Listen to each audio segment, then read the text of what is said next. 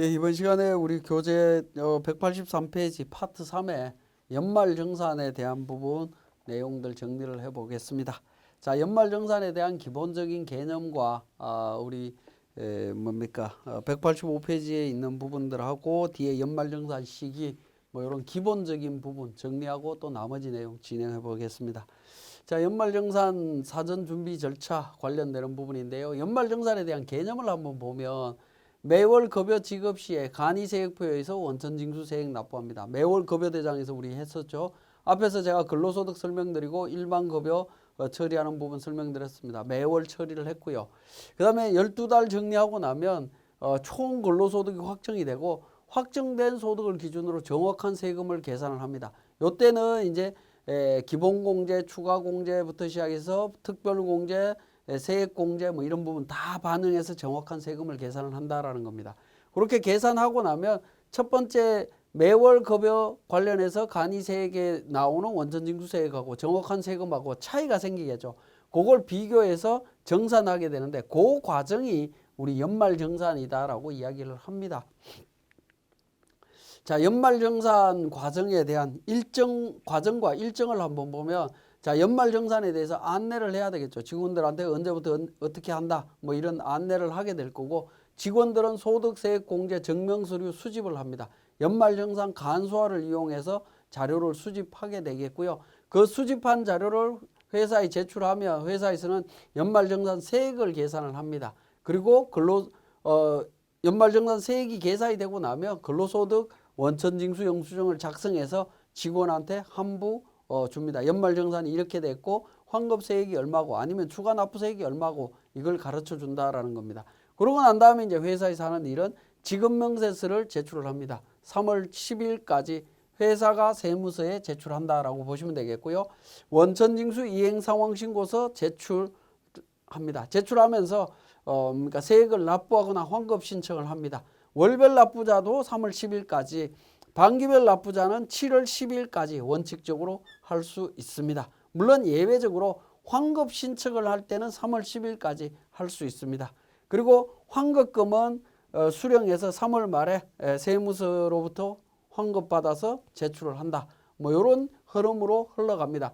그러니까 연말정산과 관련해서는 근로자가 할 일은 이 부분이죠. 간소화 자료에서 자료를 수집하는 거, 그 다음에 간소화 자료에서 주지 않는 자료 개별적으로 챙겨서 회사에 주는 거고 회사는 연말정산에서 요 두 가지 과정, 이 세 가지 과정을 거치게 됩니다. 그런데 특히 지급명세서 제출과 관련되는 부분 조심하셔야 됩니다. 가산세로 연계가 될 수 있기 때문에 조심하셔야 되겠고 자, 연말정산 준비서류 한번 보도록 하겠습니다. 준비서류는 근로소득자 세액공제 신고서 그러니까 작성해서 제출합니다. 근로자가 직접 작성해서 제출을 합니다. 본인이 연말정산 간소화 자료에서 자료를 받아갖고 소득세액공제 대상 관련되는 부분들을 쭉 정리해서 제출을 합니다. 근데 이런 케이스들은 이제 대기업 같은 경우에는 근로자 본인이 회사 시스템에 들어가서 다 일일이 정리를 합니다. 정리를 하지만 중소기업 업체고 작은 회사들 같은 경우에는 대부분 서류를 제출해 주면 회사 담당자나 아니면 세무대리인을 통해서 작성이 이루어진다라고 보시면 되겠습니다. 소득공제 세액 감면, 세액공제 관련 서류 마찬가지로 제출을 해야 되는데 이 서류 종류는 우리 소득세액공제 관련되는 뒤에 이론적인 내용들이 있습니다. 그런 내용들을 정리를 하셔갖고 하신 후에 관련되는 내용 적용하시면 되겠고요. 연도 중에 재취직한 근로자 또는 이중 근로소득이 있는 경우에는 정근무지 또는 종된 근무지에 근로소득 원천징수 영수증을 같이 제출을 해주시면 되겠다라는 겁니다. 자, 연말정산 간소화에서 제공하는 소득세액공제 자료를 한번 보면 건강보험, 국민연금, 보험, 주택자금, 마련저축, 그 다음에 연금 관련되는 부분이 있습니다. 자, 이런 부분들은 어떻게 보면 그러니까 공공기관, 국가기관, 그러니까 공사나 뭐 이런 쪽 관련되는 쪽 아니면 금융회사 관련되는 쪽입니다. 그런 쪽이고요. 그 다음에 이러한 상품들, 그러니까 가입을 할 때는 내 개인적인 정보, 즉 주민등록번호와 관련되는 정보가 이미 다 기록이 되어 있는 상태죠. 그러다 보니까 그것과 관련되는 내용들을 국세청으로 제공할 수 있다라는 겁니다. 제공하게 되면 간소화 자료에서 다 정보가 나오게 됩니다. 의료비도 마찬가지입니다. 건강보험공단을 통해서 정리가 되다 보니까 환자에 대한 개인정보가 전부 다 수집이 돼 있다라는 겁니다. 그래서 정리가 됩니다. 그런데 안경 같은 경우에 어떻게 됩니까? 안경점 가서 내가 안경 살 때 내 주민등록번호나 이런 걸 일일이 다 밝히지 않고 사는 거죠. 그렇기 때문에 안경과 관련되는 부분들은 개별적으로 챙겨야 됩니다. 근데 여기에 제가 지금 동그라미로 표시되어 있습니다만 실무적으로는 세모 표시가 가능합니다. 안경 같은 경우에는 뭡니까? 간소화 자료에서 안경 구입과 관련되는 자료가 나오기도 하지만 안 나오는 경우도 있습니다. 근데 제가 방금 말씀드렸듯이 안경 살 때 제 주민등록번호라든가 이런 걸 제공을 한다라고 말씀을 드렸는데 제공하지 않습니다. 일반적으로 제공하지 않기 때문에 안경 구입과 연말정산 간소화는 연결되지 않습니다. 그런데 우리가 안경을 살 때 중간에 뭘로 사죠? 대부분 카드로 삽니다. 그죠? 카드로 결제를 하게 되면 카드사를 통해서 국세청에서 정보를 받을 수 있다는 겁니다. 카드사는 카드 단말기에는 안경점의 사업자 등록번호가 들어가 있을 거고요. 그죠? 안경점의 사업자 등록번호가 있고 그 사업자 등록번호를 국세청에 조회를 하게 되면 업태 종목의 안경과 관련되는 내용이 나올 겁니다. 그러면 그 안경 카드 결제한 사람의 정보를 갖고 안경과 관련되는 연말정산 간소화 자료를 제공할 수 있다라는 겁니다. 그래서 일부는 제공이 되기도 하고 일부는 제공 안 되기도 합니다. 그 다음에 보청기, 장애인 보장구, 의료용구 구입비 관련되는 부분 요거는 개별적으로 챙겨야 됩니다. 그 다음에 교육비 관련되는 부분, 학교와 관련되는 부분들도 학생들에 대한 그러니까 인적 정보는 다 있습니다. 그렇기 때문에 기본적으로 다 제공이 됩니다. 근데 취약 전 아동의 보육시설, 학원, 체육시설 교육비 이 부분들은 그런 자료들이 교육청이나 이런 쪽을 통해서 정보가 넘어가지 않습니다. 그래서 개별적으로 챙겨야 되는 부분이고요. 중고등학교 교복구입비도 세모로 표시되어 있죠. 자, 이 부분도 간소화 자료에서 나오기도 하고요. 안 나오기도 합니다. 나오는 케이스는 제가 교육비 쪽에서도 또 말씀드리겠지만 나오는 케이스는 교복이나 이런 걸 구입을 할 때 학교에서 학생들한테 단체로 구매할 때 그때는 인적 정보들이 다 나타나기 때문에 가능합니다. 그렇지 않는 경우에는 나오지 않습니다. 학자금 대출 상환액에 대한 교육비 증명서 이 부분 자료가 제공이 되고 있습니다. 그 다음에 학점 인정 교육비 납입 증명서 이건 제공이 안 되고 있고요. 국외 교육비도 제공 안 되고 있습니다. 그 다음에 기부금이나 월세 관련되는 부분 기부금 같은 경우에도 가능하면 제공해 주려고 하고 있습니다. 그렇지만 연말정산 간소화 자료에 자료가 제공이 되려면 1월 달부터 1월 15일 이전까지는 관련되는 자료가 국세청으로 전송이 돼야 됩니다. 기부단체에서. 그런데 1월 1일부터 1월 15일 사이에 기부한 사람들이 기부금 영수증을 발급을 받으면 그게 가능하겠지만 그 기간이 지나서 기부금 영수증 끊어달라고 하시는 분들이 있어요. 그런 경우에는 그러니까 국세청에 정보를 제공하는 시점에서는 기부자에 대한 인적 사항을 알 길이 없죠. 그러니까 정보가 넘어갈 수가 없습니다. 그런 케이스에서는 개별적으로 다 챙겨야 되기 때문에 제가 세모 표시를 했습니다. 자, 월세 세액 공제 관련되는 부분도 기본적으로 월세는 그러니까 국세청에 자료를 제공하지 않습니다. 근데 LH공사나 이런 쪽에서는 자료가 제공이 되고 있습니다. 그래서 일부는 자료가 제공이 되고 일부는 자료가 제공이 되지 않는다. 그렇게 이해를 하시면 되겠습니다. 자, 그래서 간소화 자료에 제공되는 예정인 게 실손의료보험금 수령 자료 이 부분도 현재 자료가 제공이 되고 있고요. 안경점 관련되는 부분 카드사 통해서 정리하고 있다라는 거 말씀드렸고요. 그 다음에 월세 관련해서 LH공사 이런 부분들은 자료가 제공이 되고 있다. 이런 내용들이 아닌 것들은 개별적으로 다 챙겨야 된다라고 보시면 됩니다. 자, 그 다음에 간소화 자료에서 자료가 제공되는 부분에 대한 성격이 뭐냐. 간소화 자료는 과세관청의 공적 견해를 표명한 것으로 볼 수 없다라는 거고요. 소득공제 자료에 적합성 검증할 의무가 없다. 그냥 국세청에서는 이런 자료가 있더라라고 근로자한테 제공을 해주는 겁니다. 제공을 해주는 거기 때문에 이 자료를 믿고 신고를 했는데 잘못됐다. 그럼 가산세 어떻게 할 거냐? 이 문제가 나오는데요. 관련되는 부분에 있어서 가산세 부과는 정당하다라는 겁니다. 그래서 결론은 소득공제자가 별도로 공제 요건을 파악해서 적용해야 된다. 정확하게 적용해야 된다라는 거 강조하고 있습니다. 연말정산 의무와 연말정산 시기에 대한 문제 한번 보도록 하겠습니다. 연말정산 의무자가 되겠습니다. 자, 일반적인 경우 계속 근로자의 경우에는 당해 연도 다음 연도 2월분 근로소득을 지급할 때 우리가 연말정산 언제 하느냐? 2월 달에 한다라는 거죠. 그러니까 2월 달에 할 때 2월분 급여를 지급할 때 하는 거다라고 보시면 됩니다. 그 다음에 중도 퇴직하는 자, 퇴직하는 달에 근로소득을 지급하는 자가 연말정산합니다. 퇴직할 때 월급 주는 사람이 연말정산한다. 그렇게 이해를 하시면 되겠습니다. 그래서 연말정산 후에 추가로 근로소득을 추가로 지급하면 추가 지급하는 때 연말정산을 다시 합니다. 자, 2월달 연말정산 다 끝났는데 3월달에 급여를 추가로 더 주면 그러면 그때 다시 연말정산해서 신고하시면 된다라는 부분입니다. 자, 근무지가 2곳 이상이면 어떻게 되느냐 하는 부분인데 종된 근무지인 경우에 종된 근무지에 다음 연도 2월분 근로소득을 지급하는 자가 연말정산을 합니다. 주된 근무지는 주된 근무지에 다음 연도 2월분 근로소득을 지급하는 자가 연말정산을 진행한다. 이건 똑같습니다. 똑같고 다만 종된 근무지에 근로소득 원천징수 영수증을 제출하는 경우에는 합산해서 연말정산을 한다라는 겁니다. 주된 근무지에서는 합산해서 연말정산을 합니다. 여기서 전제 조건이 있죠.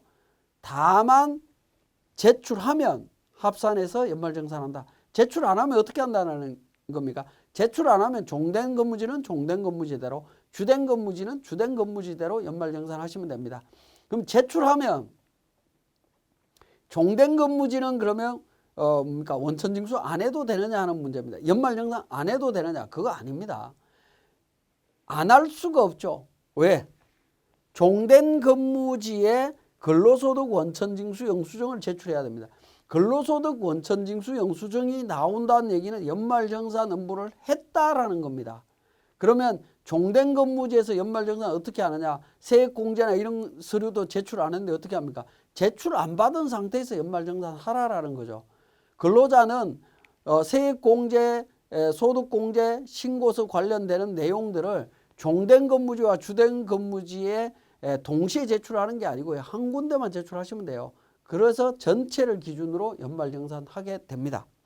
그러니까 양쪽 다 연말정산을 한다. 다만 주된 근무지에서는 종된 근무지까지 합쳐서 연말정산할 수 있다. 이렇게 보시면 됩니다. 자, 연말정산 시기가 되겠습니다. 자, 원칙은 월별 납부자, 반기별 납부자 여부 상관없이 모두 2월 말까지 2월분 근로소득을 지급할 때 연말정산을 진행합니다. 2월분 급여 미지급되는 경우 또는 없는 경우에는 2월 말일까지 연말정산을 진행한다. 원칙적으로 연말정산 진행해야 됩니다. 자, 여기서 이제 어떤 분들은 의문을 가지죠.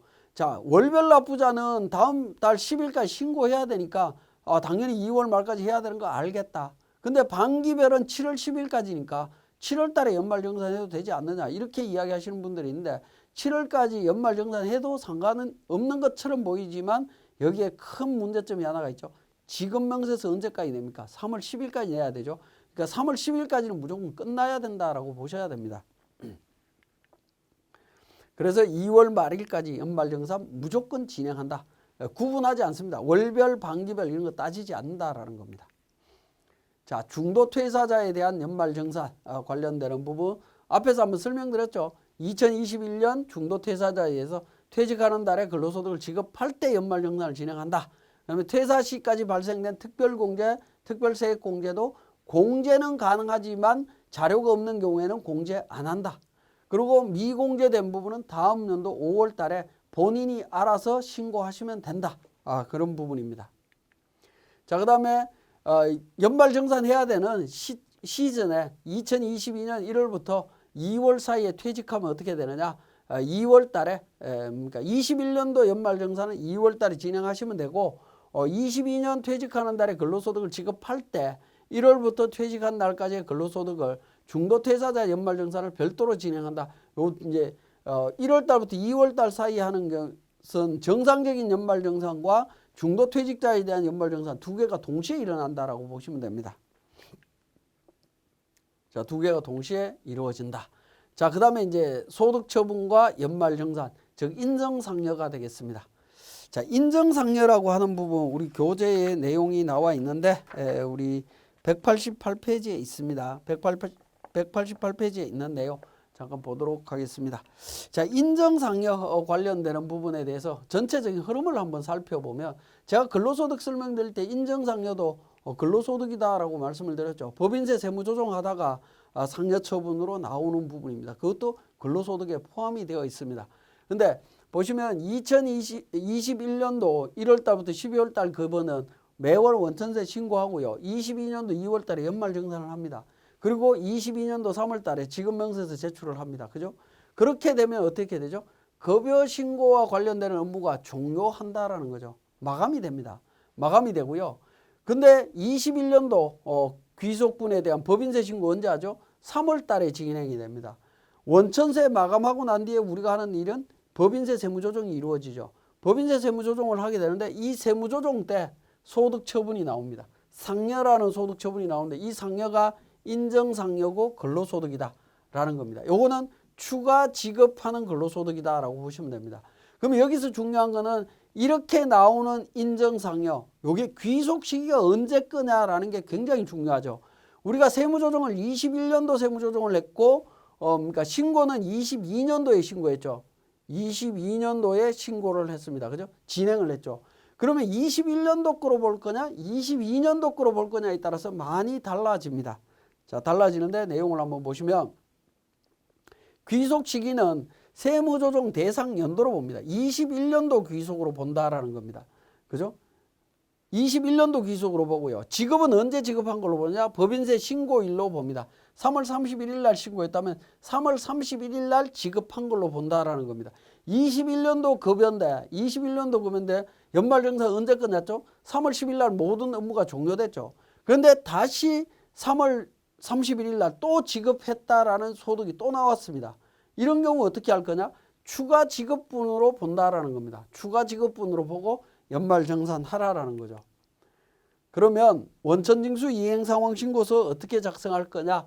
원천징수 이행상황신고서 왼쪽에 보시면 신고 구분이라는 게 나옵니다. 여기에 월별 또는 반기별 선택하시고 연말 선택하고 소득처분을 선택을 합니다. 선택하고요. 자, 귀속연월, 지급연월과 관련되는 부분. 자, 이 부분은 연말정산과 관련되는 부분은 22년 2월로 표시합니다. 자, 일반적인 연말정산 시기, 연말정산 신고 월을 입력을 한다라고 보시면 됩니다. 이 귀속연월은. 그리고 지급은 법인세 신고일 3월 달이죠. 이렇게 작성을 한다라고 보시면 되겠습니다. 뒤에서 또 자세히 말씀을 드리겠습니다. 여기서 주의하실 거는 월별 납부자든 반기별 납부자든 모두 신고 대상이다 라고 보시면 되겠고요. 지급명세서는 어떻게 되느냐? 지급명세서는 이미 제출을 했었는데 다시 제출을 해야 됩니다. 원천징수 이행상황신고서 제출할 때 4월 10날까지 제출할 때 수정해서 다시 제출합니다. 원래 3월 10날까지 제출을 했지만 인정상여 때문에 다시 변동이 생겼으니까 다시 제출을 합니다. 자, 인정상여에 대한 구체적인 사례를 한번 보면 22년 3월 급여가 22년 3월 31일 날 20명에 8천만 원, 간이세액 95만 원 지급이 됐습니다. 그리고 21년도 세무조정 시에 22년 3월 달에 세무조정할 때 인정상여가 나왔습니다. 대표이사 1명에 대해서 1억 원 해서 나왔는데 이 1억 원에 대해서 연말정산을 마감한 내용을 마감 해제하고 1억 원을 추가했을 때 세액이 3천만 원, 증가되는 세액이 3천만 원이다라고 가정을 하죠. 이렇게 나왔을 때 우리 원천징수 이행상황신고서 어떻게 작성하느냐라는 겁니다. 자, 정기분 신고 관련해서 매월 납부자라고 하면 신고 구분에 매월 체크를 하신 다음에 3월달 급여죠. 그죠? 귀속 3월, 지급 3월로 해서 신고를 하시면 됩니다. 간이세액 20명에 8천에 95만 원 해서 신고서 작성해서 제출을 하시면 됩니다. 그 그리고 소득 처분과 관련되는 부분은 매월이라고 체크하시고요. 연말 체크하고 소득 처분 체크합니다. 자, 그리고 귀속은 그러니까 연말정산 내용을 신고했던 정상적인 연말정산 신고서를 제출했던 연도와 월을 제출합니다. 22년도 2월, 직업은 22년 3월로 표시를 합니다. 그리고 세액란은 하단 부분에 연말정산과 관련되는 부분이 있죠. 연말정산 분납 납부 금액, 분납은 적용되지 않습니다. 소득처분과 관련되는 부분은 분납은 적용되지 않고 이렇게 작성하셔갖고 신고서 제출하시면 됩니다. 가끔씩 신고서 제출했는데 가산세 문제가 나오는 경우가 생깁니다. 가산세 문제가 나오는 경우가 생기는데 그 부분은 신고 구분에서 소득 처분에 표시가 안 돼 있어서 그렇습니다. 다시 한번 확인하시면 됩니다. 소득 처분에 표시가 되고 나면 나중에 4월 10날까지 신고를 하더라도 가산세 문제는 나오지 않습니다. 정상적인 신고서로 인정이 된다라는 겁니다. 즉 소득 처분 신고서는 이게 수정 신고가 아니다라는 겁니다. 수정 신고가 아니고요. 정상 신고입니다. 이 부분은 정상 신고라고 이해를 하시면 되겠습니다. 정상 신고가 되겠습니다. 자, 그래서 귀속 연월 중에 22년 2월이나 1월의 의미가 뭐냐? 원천징수 이행상황 신고서상의 귀속 연월 중에 22년 2월 또는 1월에는 다음과 같은 내용이 포함이 되어 있다는 겁니다. 22년도 2월부 원천징수 대상 소득과 관련되는 세액이 포함이 되어 있고요. 그 다음에 전년도인 21년도 근로소득에 대한 연말정산소득과 세액이 포함이 되어 있습니다. 이 두 가지가 동시에 포함이 되어 있다는 겁니다. 원천징수 이행상황신고서에 연말정산이라는 내용이 들어있는 부분을 의미합니다. 그죠? 이 부분이. 그래서 전년도입니다. 그래서 소득처분에 의한 연말정산의 귀속을 이렇게 적는 겁니다. 이렇게 적으면 연말이라고 하는 란에 기록이 되면 이 부분은 2021년도 분으로 인식이 된다라는 겁니다. 그 부분을 좀 주의해서 보실 필요가 있겠습니다. 자, 소득처분 신고에 따른 신고는 각각 별지 신고서로 작성해서 제출한다. 이때 수정 신고서 제출 대상이 아니다. 이건 가산세 문제 때문에 아니다라는 거 계속 강조를 드립니다. 자, 법인세법에 의한 소득처분이 있는 경우에 반기별 납부자도 매월 납부자와 동일하게 소득처분의 원천징수 시기가 속하는 달에 다음 달 10일까지 신고 납부하시면 됩니다. 반기별 납부자도 7월 달까지 하는 게 아니라 발생된 다음 달 10일까지 바로 해야 된다라는 거 이야기하고 있습니다. 소득처분을 인하여 증가되는 금액은 당초 신고서를 수정 신고하는 것이 아니기 때문에 소득처분 금액과 추가 정산세액만 원천징수 이행상황 신고서에 기재해서 신고 납부하면 됩니다. 다만 이제 지급명세서는 당초 지급명세서에 소득처분 금액을 반영해서 재작성된 지급명세서를 제출하면 됩니다. 언제까지? 이건 법엔 정해져 있지는 않지만 원천징수 이행상황 신고서를 신고하고 세액을 납부하는 4월 10일까지 함께 해주시면 되겠습니다. 자, 재취직자의 경우에 연말정산 내용 한번 보시면 전 근무지의 근로소득 원천징수 영수증을 현 근무지의 원천징수 의무자한테 제출하면 현 근무지의 근로소득과 합산해서 연말정산을 합니다. 이 경우에 기납부세액은 전 근무지의 근로소득 원천징수 영수증상의 결정세액을 의미한다라는 겁니다. 자, 결정세액을 의미하는데 우리 전 근무지든 종된 근무지든 근로소득 원천징수 영수증상에 나와 있는 내용 중에 우리가 필요로 하는 부분은 이러한 내용들입니다.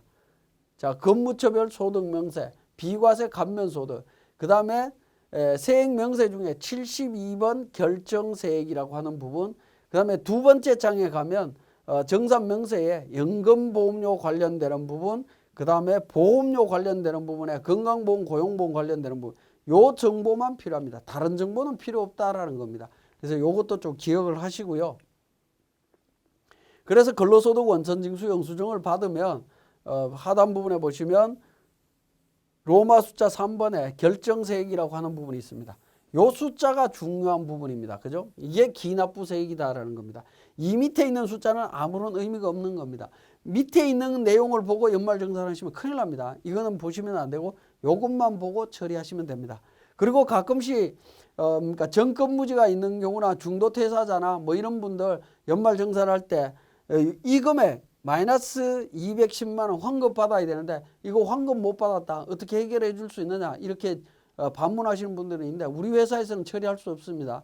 그러면 또 세무서 가면 해결됩니까? 라고 하는데 세무서 가도 해결이 안 됩니다.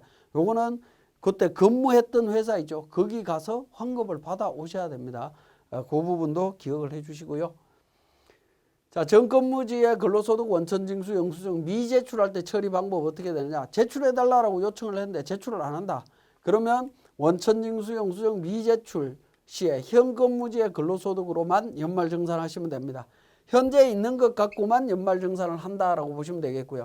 미제출한 근로자는 종합소득세 신고 시에 본인이 직접 합산신고 납부한다라는 의미입니다. 왜냐하면 이거는 국세청에서 합산신고가 안 되면 다음 연도 5월 달에 합산 신고하라고 다 연락이 갑니다. 연락이 가기 때문에 그때 맞춰서 신고하겠다라는 걸로 이해를 하시면 되겠습니다.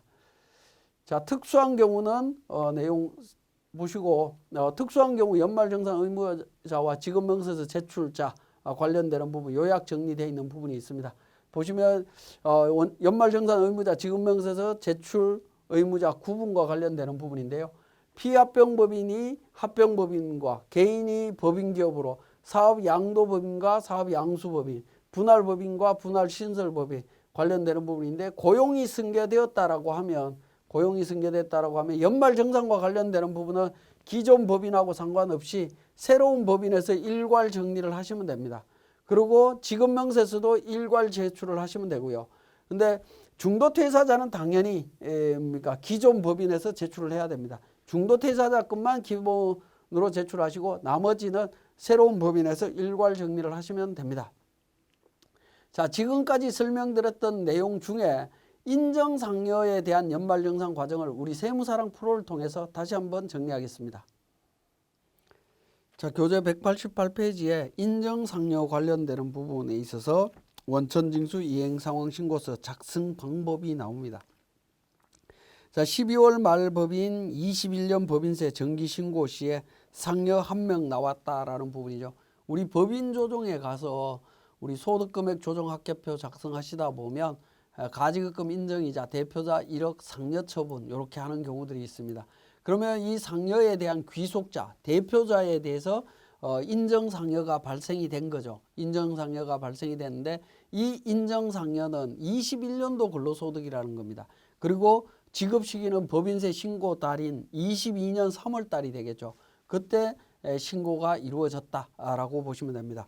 자, 그 부분은 어떻게 정리할 거냐 하는 부분인데 우리 소득 구분 그러니까 소득 자료 명세서가 있죠. 소득 자료 명세서에 가면 우리 법인세 신고할 때 인정상여 1억에 대해서 21년도 귀속이다라고 있고 연말정산 여부 여라고 체크하시고 소득 지급자 백두산으로 이렇게 표시해서 제출을 해야 됩니다. 요 소득 자료 명세서가 세무조정에서 나온 소득 자료 명세서는 원천세 신고하고 제출하는 지급명세서하고 유사한 성격이다라고 보시면 됩니다. 비슷한 성격으로 이해를 하시면 되겠고요.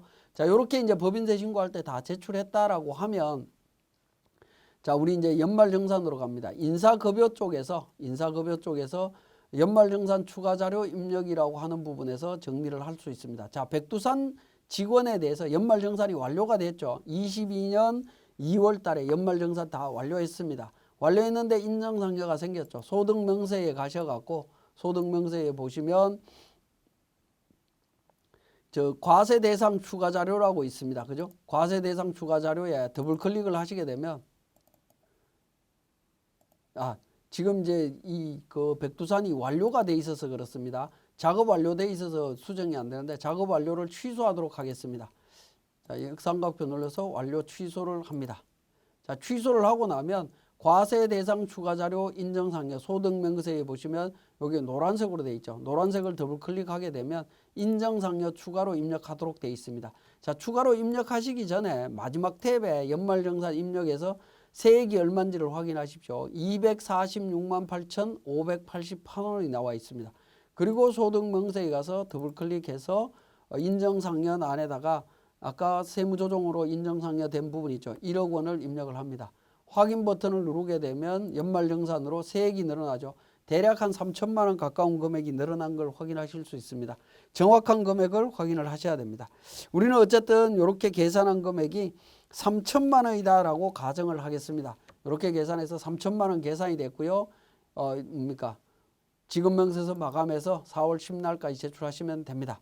그리고 인사 자급 연도를 22년도로 바꿉니다. 22년도로 바꿔서 원천징수 이행상황신고서 작성합니다. 자, 정상적인 거 3월달 급여에 대한 부분 3월 해서 8천만 원에 95만 원 이렇게 신고서 작성해서 제출하시면 되고요. 자, 귀속은 인정상여에 대한 부분 귀속은 2월 달로 표현이 된다라고 했죠. 그죠? 우리 190페이지 그다음에 191페이지 나오죠. 자, 귀속 연말정산 21년도 연말정산에 대한 귀속 연도를 표시할 때는 22년 2월 우리가 2월 달에 연말정산을 했기 때문에 그렇습니다. 그리고 지급은 법인세 신고 기간 3월 달로 해서 정기신고로 정리를 합니다.